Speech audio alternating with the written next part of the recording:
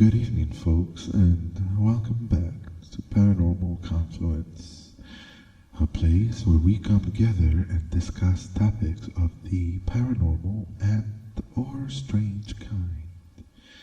I hope this evening finds you well to all my night owls and insomniacs alike.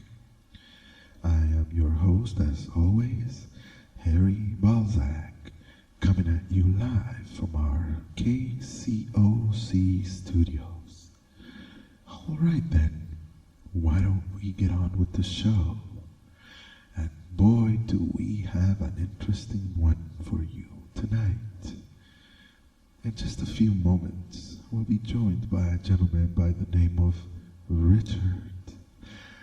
Now, this gentleman claims to be from a planet somewhere in the constellation of Centaurus. He was sent here by his elders to assess humanity's progress and to set off a chain reaction that would ultimately wipe out life on Earth if he does not observe any improvement in the way humanity is moving forward. I think we have him. Do we have? Yeah, I think we do. Hello, Richard. Can you hear me? Can you hear me, Richard? Hello.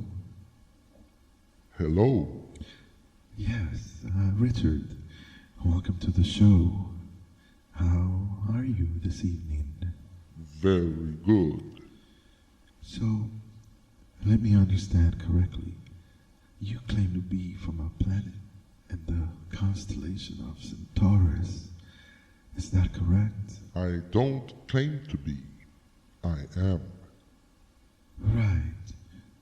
What exactly is the name of your planet? The name of my planet is Senep. So, you come from a planet called Senep within the constellation of Centaurus, correct? That is correct. I just told you that, dummy. Well, how come NASA nor modern science have ever told anyone on Earth about such a planet? Obviously, teeming with intelligent life. Harry, Centaurus is about 13 million light years away from your planet. NASA's toy telescopes can hardly see past your solar system, let alone see life on a planet that's 13 million light years away. Really? And even if they could see that far, what makes you think your government will let you in on anything going on outside of your planet? Shit, they don't even let you in on things that go on in it.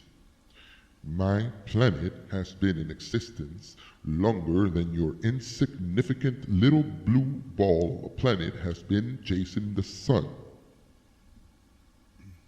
In fact, we created you. I'm sorry. Come again.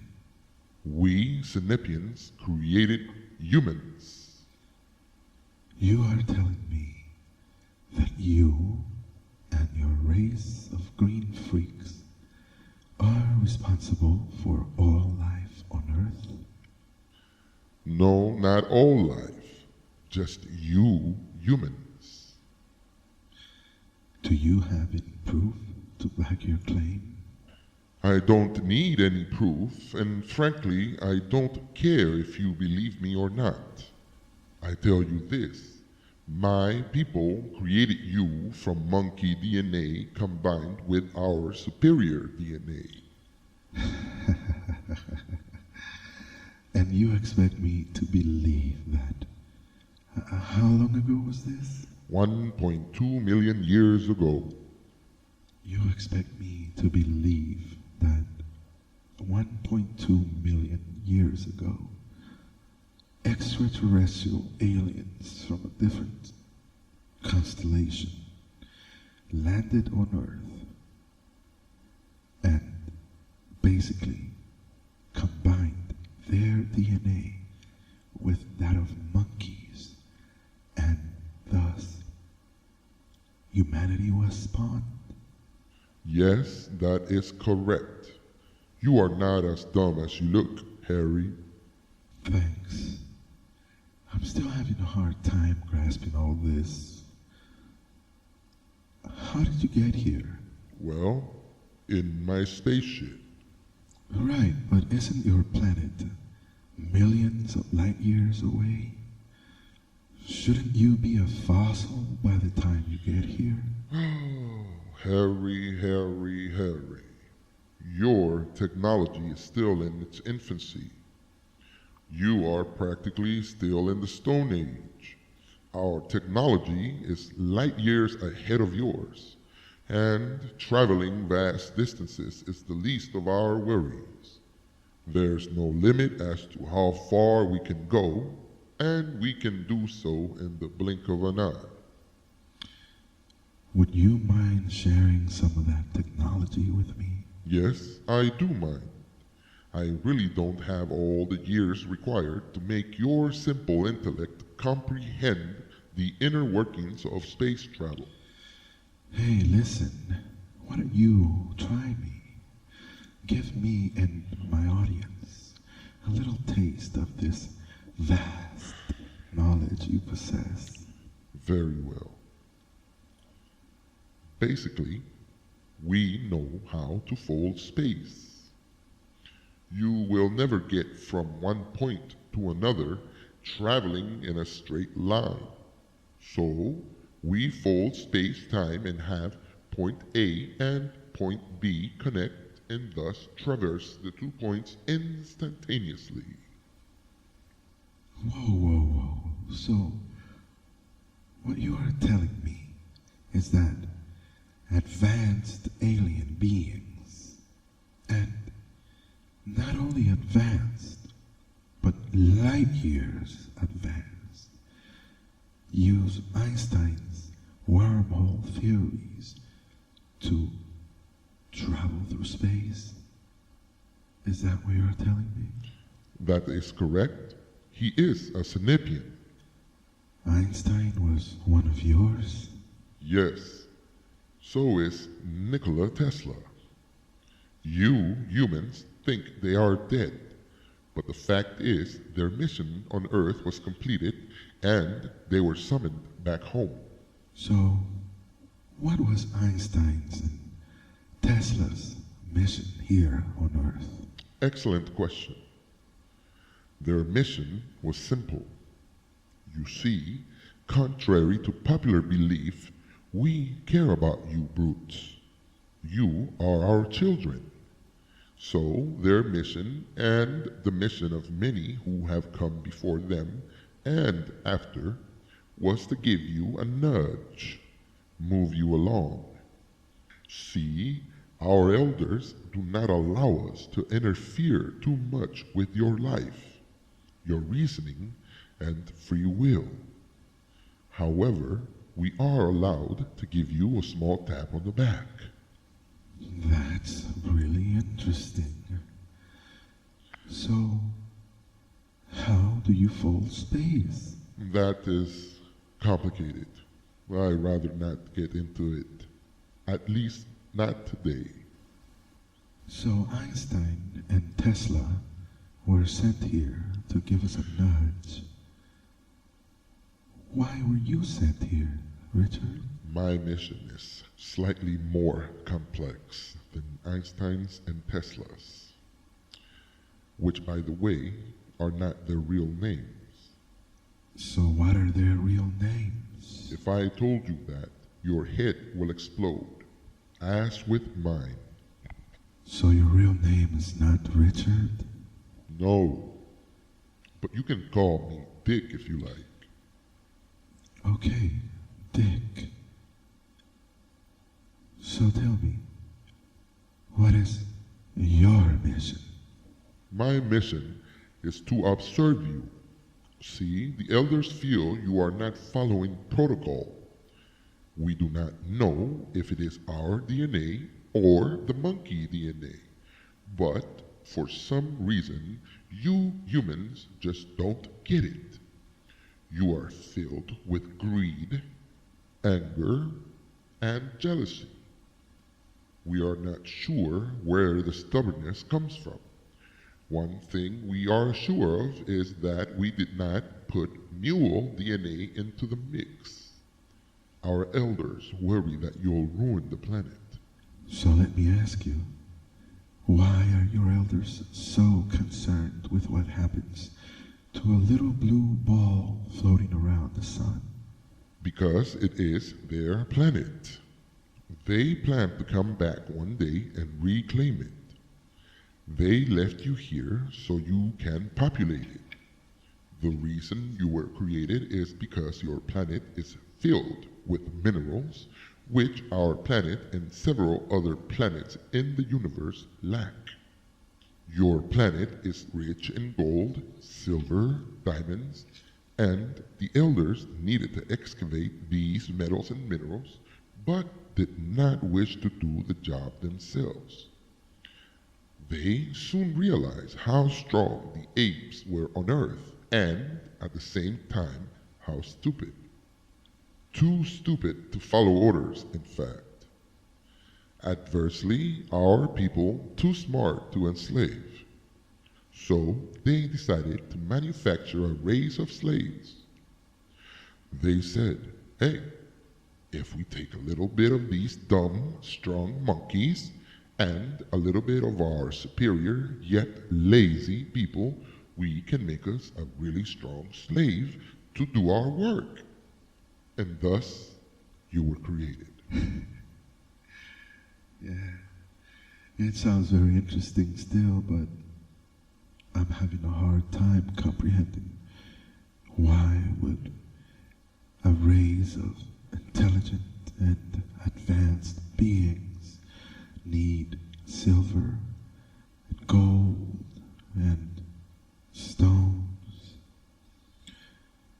I mean, I would think that you all are past any superficial shenanigans.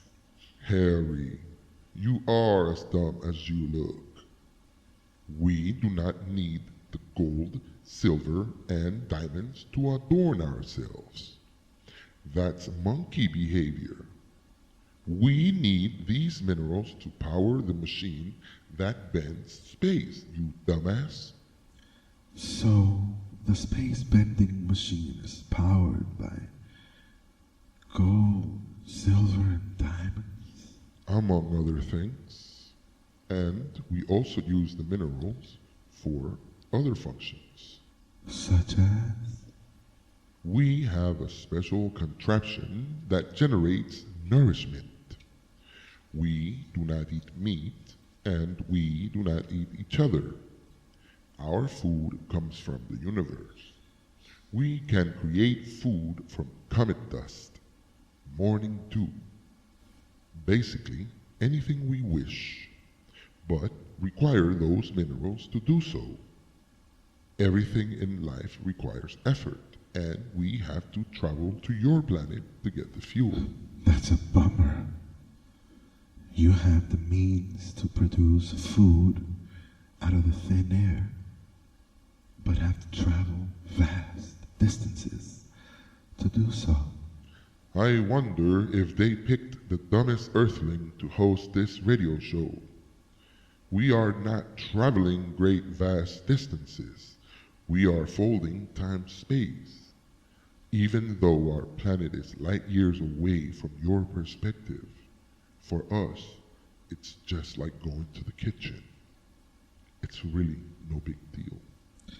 I think my audience would kill me if I don't ask this question, since I have a real-life extraterrestrial on the other line. Tell me something, Dick. Who built the pyramids in Egypt, and what was the purpose? The pyramids were built by the second human prototype, and they were built earlier than you've been told. How so? Can you elaborate? Yes, I'll try to put it in layman terms. You and your contemporaries are the third human prototype. The first was too weak, an abomination, really. The elders tried spider monkeys. I do not know the details as to why they would pick spider monkeys. It created a race of little monsters that loved to eat goats. That's all they wanted to do, eat goats, suck their blood. So the elders sent a team of military personnel similar to myself and my team, and they had to annihilate the first prototype. Unfortunately, much of the rest of life forms on Earth got exterminated as well. We did not mean to do that. Collateral damage. You can't win them all, sadly. However, a few of those suckers survived and went into hiding. They have since reproduced, but we are unsure of their numbers. They still thrive today. Interesting, interesting. That description fits a creature that's been sighted numerous times here on Earth. They call it chupacabra. Chupacabra. Whatever. The second prototype was almost perfect. See, a few thousand years had gone by, and the elders wanted to try again. By now, life has brought it back on Earth. So this time they tried with the biggest, greatest, strongest gorilla. At that time, gorillas were about 8 feet tall, and my people are on average about 5'6", 5'9". When this particular specimen was created, they were a sight to behold. They grew as tall as 15 to 16 feet tall. They were amazing working machines. They could pick up stones weighing tons. If they were here today, 4 of them could pick up one of your aircraft carriers like 4 pallbearers carrying a coffin. They built every pyramid in the world, including the underground pyramids in China and Russia. The problem? They started to get out of hand. They became hard to handle. At first, they were whipped in the legs, and that seems to have worked for a bit. Then they started to crush our forefathers, just stomp on them like cockroaches. Many of my people lost their lives to these abominations. Once again, a group of military personnel was deployed to Earth to exterminate these creatures. This time, we used frequencies and resonance to alter the elements. We took out the ocean and put it in land. Then we made it rain for a bunch of days. That was the only way to do it. We had to drown them. There was one earthling, whose name I can't recall at the moment, who was allowed to live. He wasn't a gigantic freak. He was about our height, and him and his family escaped the water. Noah? Are you talking about Noah? I have no idea. I told you I don't remember his name. It's somewhere in the archives. So what you are telling me is that your people are responsible for the great flood in the Bible? I do not know what this Bible you speak of is, but yes, we are responsible for a flood. My people had no choice but to destroy the abomination, which brings me to you. You are the third and last prototype. The elders will not engineer any more humans. They feel that if they failed a third time, there is no use in trying a fourth. We are very intelligent and far more advanced than you, but we are not flawless. Nobody in the universe is flawless. In fact, what we perceive as flaw is actually perfection in the universe. Maybe we are not meant to tinker with its divine plan. As for you, you are becoming out of hand, just like the two abominations before you. You see, the primary goal of engineering humans was to mine the minerals. There hasn't been any mining for a few thousand years, and this is because we have enough to last a couple of more years. The idea is to come back whenever we run out and reinstate the workforce. You mean your people are coming back to this planet and are going to force us to mine gold and minerals? Precisely, which is part of the problem. You have developed too much independence. The elders are losing their grip on you. They fear you'd be more of a problem. You got that right, buddy. I don't plan to be anyone's slave. You dig? Yeah? It's that right. Let me ask you this. Do you pay taxes? Do you pay rent? Do you pay a mortgage?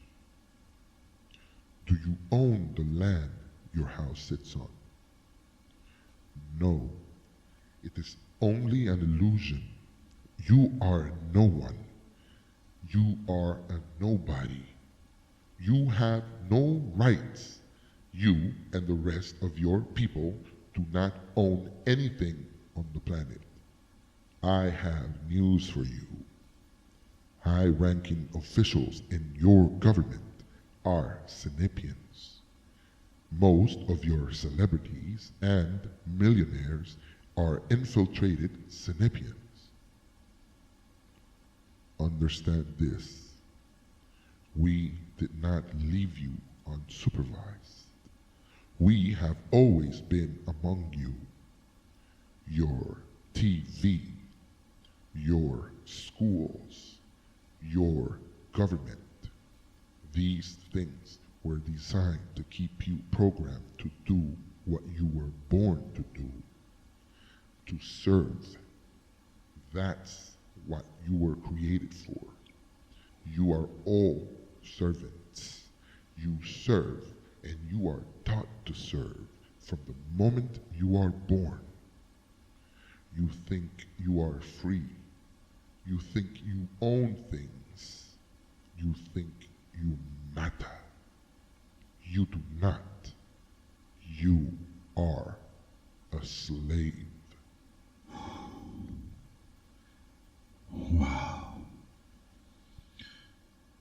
Okay, I think we're going to go to the phone lines now. We have a caller? Okay, just a moment here. Hey, caller, how you doing? You're on the air. Hi, this question is for Mr. Dick. First of all, Harry, hi, long-time listener and first-time caller here. How are you? Good, go ahead. Yeah, I wanted to ask Mr. Dick. Mr. Dick, you're saying that you and your Ruffians had part in creation and destruction of at least two civilizations. Um, what I wanted to know is where does that leave God?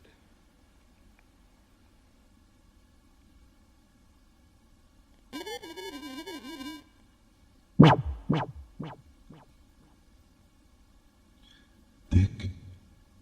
Hey, Dick? Hey, ladies and gentlemen, I think we lost Dick. Yeah, we're gonna try to see if we can get Dick back up. on the feed. Well, no, apparently we lost him.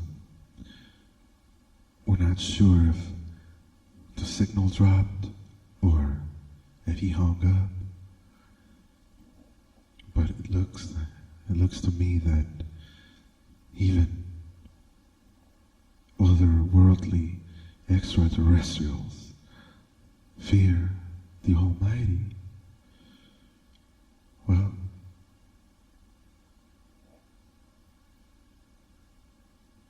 my producers are telling me that the signal is lost. Well, folks, it looks like we're going to wrap it up for the evening. And remember, as always, you make up your own mind on what you believe or not. This show is not about forcing opinions, but only to inform and entertain you.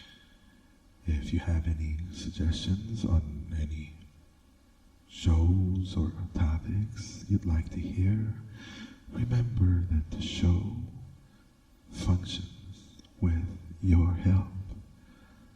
You know the number? Just give us a call and tell us what you want to hear. Or you can message me. Either way,